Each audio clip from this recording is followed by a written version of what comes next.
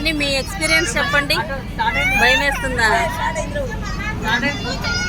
ఇటు చూడు, ఇటు చూడు, చెప్పండి మీ ఎక్స్పీరియన్స్.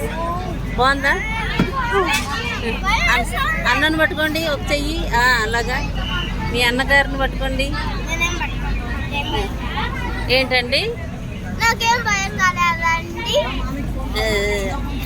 మీకు మీ ఎక్స్పీరియన్స్ ఏంటండి డింకుల్ గారు?